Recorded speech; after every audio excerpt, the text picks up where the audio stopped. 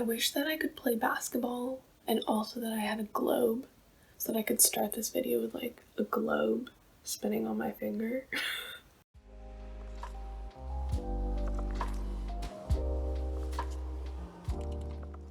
Hi, hello, how are you? My name is Alex. If you're new here, it's nice to meet you. If you're coming back, we're best friends now, you know how this goes. I hope you're doing well, and if not, that's okay. I get it, we've all been there, and I truly hope tomorrow is better. Times are tough.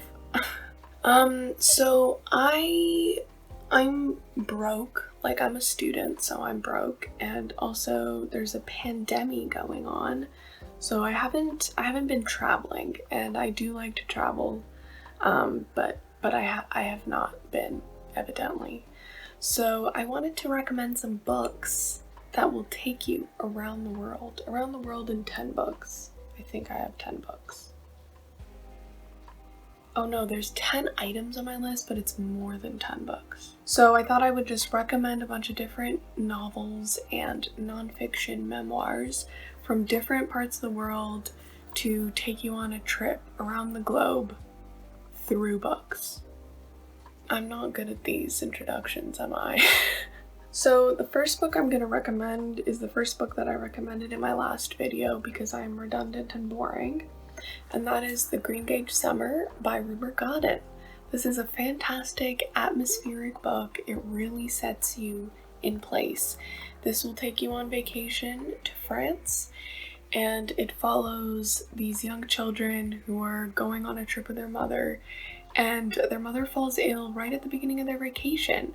So these kids are they're sent off to the hotel that they're meant to stay in France, just to fend for themselves and wreak havoc on the place. It is so beautifully written, and so, like, where they are is so beautifully described. There's so much nature, and it's an old luxury hotel, so it's a very beautiful setting. It will really take you to France, and you will go on a vacation in this short little story, and it'll just make you even more sad that you're not there. But it's a good substitute for not being there for now. No, that's not gonna work. Come on. What is it with me and trying to balance piles of books on the smallest book that I'm discussing? Who knows? Next up, I'm going to recommend Call Me By Your Name. This is set in the 80s, somewhere in northern Italy. It is super atmospheric. You will really feel like you are in northern Italy reading this. I also highly recommend watching the movie because the scenery is so beautiful. It's filmed in Crema, Italy, and it's fabulous. It's gorgeous, it's beautiful. And this follows the story of Elio, who is a teenage boy, and Oliver, who is this adult man, red flags, who have a love affair during this summer in Italy. And it is very naive. It's just very beautifully written. Okay, just trust me. I read this in January a few years ago, and despite the fact that there was like 30 centimeters of snow outside and I had to ride the bus to class every day, I really felt like I was on vacation in Italy. So it's definitely worth the read if you want to get out of wherever you are and take a trip to northern Italy. Trust me on this one. This video is already so chaotic. Next up on my list is A Trip to Britain, and that is Through Girl, Woman, Other by Bernardine Evaristo. I cannot recommend this book enough. It was #1 on my 21 books of 2021. It is one of my favorite books ever. It is fantastic. Everybody that I've recommended this to and that has actually read it has loved it. They thought it was phenomenal. It blew them away. It tells a story of 12 women, girl and other, and their lives in Britain for the most part. And it's just phenomenal. I mean, like, I don't know how much I can talk about this book in order to convince you to read it. Like, just do it. It's like that tweet that's like, I'm so bad at describing why people should read books. Like, read it because I like it. That's me. This entire channel is just me being like, read this because I like it. Okay, and another book that I recommend a lot will take you on a trip to a little cafe in Japan. I wonder what it could be. Before the Coffee Gets Cold by Toshikazu Kawaguchi. This is a great little tale about a magical little cafe in Japan where you can travel back in time. You just have to follow a very specific set of rules, including getting back before the coffee gets cold. I'm not going to say anything more about this because I talk about this book so much on this channel. If you haven't read it by now, that's a you problem. The next book I want to recommend is a book where the main character literally travels around the world, and so it'll take you everywhere. France, Mexico, Morocco, India, so many different places. He starts in San Francisco, I think, because that's where he's from. And this is Less by Andrew Sean Greer. This is about a almost 50-year-old man who is a writer, and he's been invited to his ex-boyfriend's wedding. He doesn't want to say no, because then it kind of seems like he's accepting defeat, but he also doesn't want to say yes and go, because he thinks that's going to be super awkward, which is totally fair. So instead what he does is he accepts a bunch of invitations around the world to author events and award events, just so he could say, no, sorry, I'm traveling around the globe. Comment below what you think his zodiac sign is, because I'm really curious as to what you guys think, if you haven't read the book, obviously. It's great, it's so funny. I related to Les so much, despite me not being a 50-year-old gay man. Shocker, I know. And it's just, like, it's hilarious, it's incredibly well written. It's a story all about not victimizing yourself and seeing the fault and the mistakes you've made in your relationships and reflecting on that and becoming a better person. And it's so good. You have to read it. The next book is going to take us to Berlin, Germany, right? Yes. And that is Travelers by Helen Habila. I love this book. I spoke about it a couple times on this channel, and it's one of the best books I've ever read. It tells the story of a main character who is a Nigerian scholar, and he moves to Berlin with his wife, who just won this fellowship award to make art in Germany. And he meets all kinds of different characters whose stories are told in this book. And it's all about the African diaspora, being an immigrant, being a refugee, and it's phenomenal. It's so incredibly well written.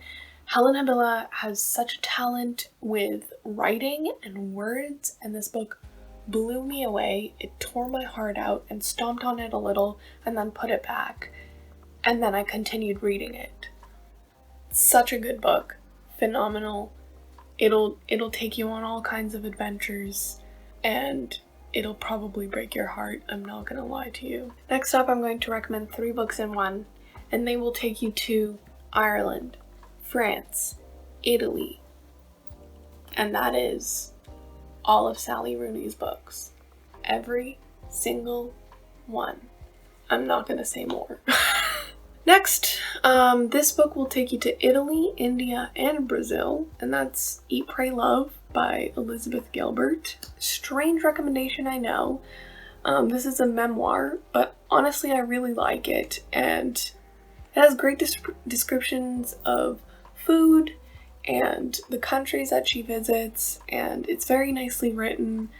I wish I had the kind of money she had to just drop everything and travel the world for a year, but alas, we are not all so fortunate. I liked it. I had a good time with it, so do with that what you will. It's about a woman that is going through a divorce, and she is not having a good time. She's having a horrible time just existing. So she drops everything, she goes to Italy to eat, she goes to India to pray, and she goes to Brazil to love. And all kinds of stuff happens. Next, we are going to fly to Egypt, and we are going to read Akhenaten, the Dweller in Truth by Naguib Mahfouz. Naguib Mahfouz is an Egyptian author who won the Nobel Prize for Literature and there's a reason for that. He's a phenomenal writer. This tells the story of Akhenaten and the story of polytheism to monotheism in ancient Egypt. And each chapter tells a perspective of a different individual who knew of Akhenaten and either loved him or loathed him. It's fantastic. It's a very short read. It's like just over 100 pages, but it's definitely, it'll take you on a journey. And I really am looking forward to reading more of Mahfouz's work because he is such a fantastic writer. Definitely read this. And finally, we are going to take a short detour to Canada and then just stay there for a bit and then fly directly to Taiwan with Two Trees Make a Forest by Jessica J. Lee. This is a memoir, and it is all about language and nature and family and love, and it is incredible. Jessica J. Lee is a Canadian writer. She is an environmental historian, so she has a very close connection to nature, and she writes about it very well. And she wants to reconnect with her roots from her Taiwanese side of the family.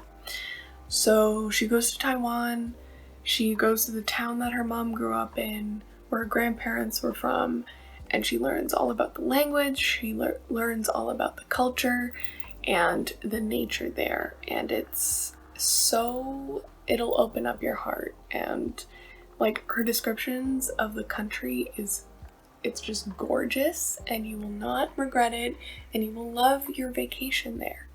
Trust me. So yes, that's it, that's all. I hope you liked our little round trip around the world. It obviously cannot replace the real thing, but I'm doing my best here, people. And it's also cheaper than buying a round the world ticket, if you ask me. Those things are like a lot of money. Yeah, let me know what books you would read to take you on a vacation around the world, to take it on a trip around the world in 80 days. Not funny. If you like this video, like this video. If you want to see more of my content, subscribe, and I'll see you next time. Bye-bye.